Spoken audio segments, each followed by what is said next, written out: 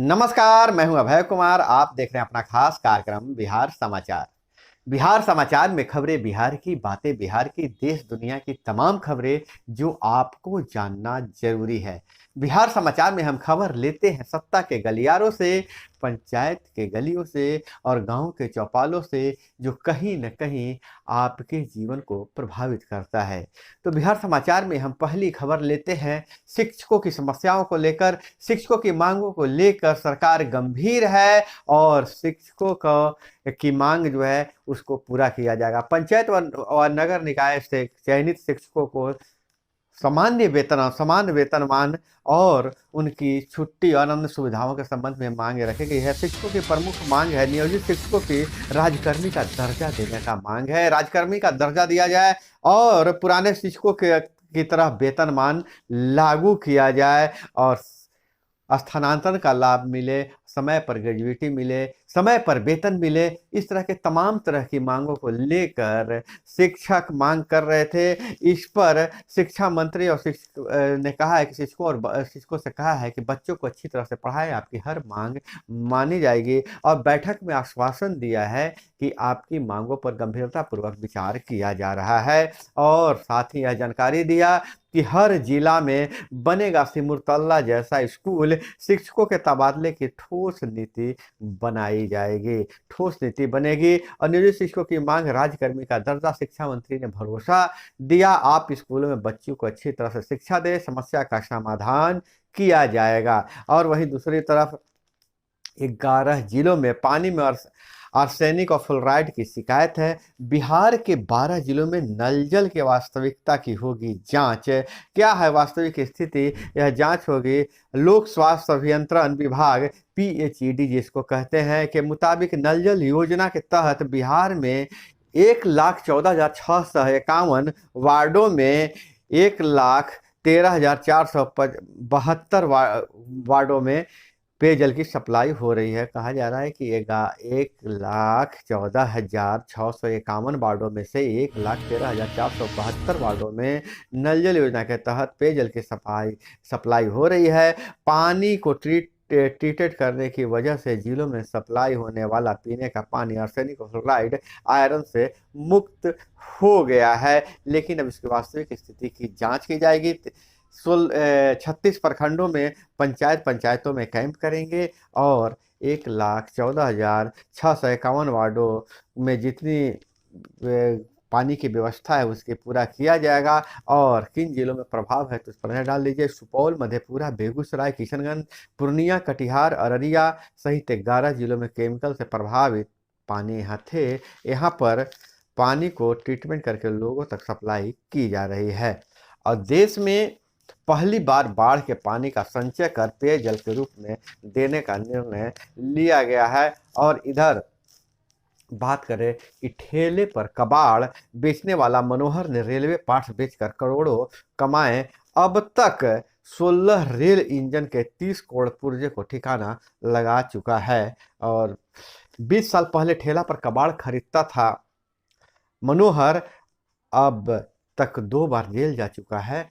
115 एकड़ में फैले गढ़हारा यार्ड से 1.5 वर्ष में सुरंग बनाकर चोरी कर रहे थे। अब वह शिकंजा में फंस गया था। 5 घंटे की छापेमारी में 1.5 करोड़ का सामान बरामद किया गया है। पूर्णिया कोर्ट स्टेशन में भी गायब हुआ था इंजन। यह इंजन ही गायब कर देता था कबाड़ी वाला और उससे करोड़ों रुपए कमाए। अब इस पर कार्रवाई होगी। और वहीं पटना में आपसी झगड़े में अंधाधुंध फायरिंग गुजर रहे एक दुकानदार को गोली लगने से मौत हो गई है। और इधर सुजाता मेहता सृजन घोटाला की अगर बात किया जाए तो आरोपी बैंक मैनेजर भुवनेश्वर से गिरफ्तार, भेजा गया जेल। और मुख्यमंत्री के महत्वाकांक्षी योजना गंगा युद्ध योजना जून 2023 में नवादा में पूरी होगी। गंगा जलापूर्ति 27 को राजगीर व 28 को गया बोधगया में पूरी, सीएम करेंगे लोकार्पण।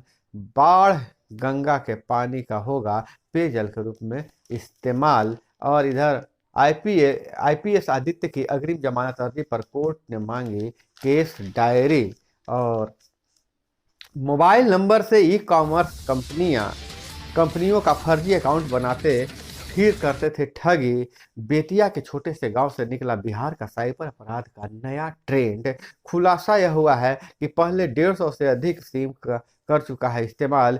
इतिहास में ऑनर्स, लेकिन साइबर अपराध का सरगना निकला पिंटू। और डीजीपी मामले की जांच में पिंटू से पूछताछ में हुआ है खुलासा।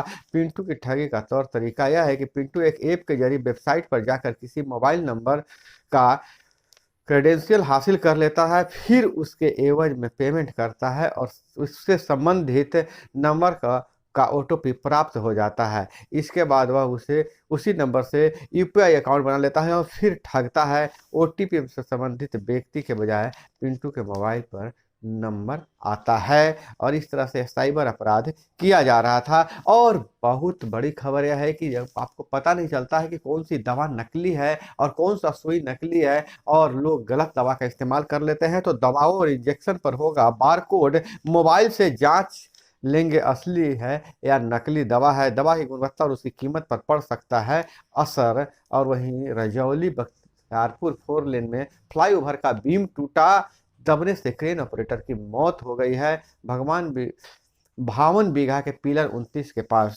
हुआ है ऐसा घटना। और इधर रबी फसलों के बीज का वितरण तेज, जरूरत से कम उर्वरक उपलब्ध करा रही है केंद्र सरकार।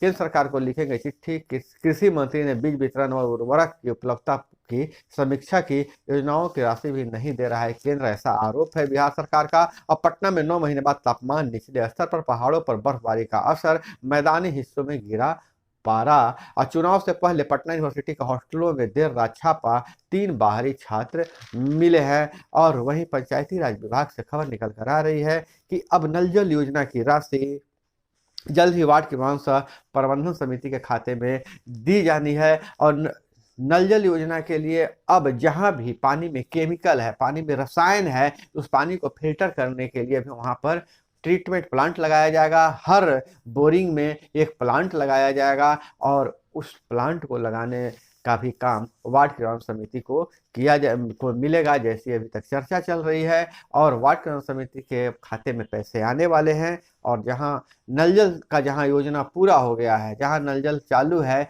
वहां पर पानी की जांच करने के बाद अगर आवश्यकता हुई तो वहां पर फिल्टर लगाया जाएगा। और उस फिल्टर को लगाने का काम भी वार्ड सदस्य ही करेंगे और इसके लिए जल्द ही राशि जारी कर दिया जाएगा। समस्तीपुर मंडल के 7 रेलवे स्टेशनों पर बनेगा एयरपोर्ट जैसा डिपार्चर एरिया। और इधर चीन से जो खबर आ रही है, विदेशों की खबर पर नजर डालें तो चीन में चीनी युवाओं को की उगर मुस्लिम लड़कियों से जबरन शादी, विरोध पर पेरेंट्स को जेल भेजा जा रहा है। सिंजियांग में 1.25 करोड़ मुस्लिमों की आबादी का अस्तित्व खतरे में। पाकिस्तान हमेशा कश्मीर के मुसलमानों, भारत के मुसलमानों के बारे में चर्चा करता है, लेकिन उसका जो सबसे परम मित्र है चीन, चीन के सिंजियांग प्रांत में जो मुस्लिमों के अस्तित्व पर खतरा है और जबरन उन्हें चीनी युवाओं से शादी करवाई जा रही है। और शादी का कोई अगर विरोध कर रहा है तो लड़की के माता पिता को जेल में डाला जा रहा है। तो ये पाकिस्तान की दोहरी नीति है, जहां एक तरफ जहां भारत में मुसलमान आजादी से रह रहे हैं तो इनके मुद्दे को अंतर्राष्ट्रीय मंचों पर उठाता है, लेकिन उसका पड़ोस चीन में मुस्लिमों पर इतना अत्याचार हो रहा है लेकिन उसे वह नजर नहीं आता है और अपने आप को इस्लामिक बिरादरी का सबसे बड़ा रहनुमा बताता है। तो दोस्तों, यह थी वो तमाम खबरें जो आपको जानना जरूरी था। इसी तरह से खबरों के लिए जुड़े रहिए हमारे साथ। मिलते हैं अगले वीडियो में। जय हिंद, वंदे मातरम।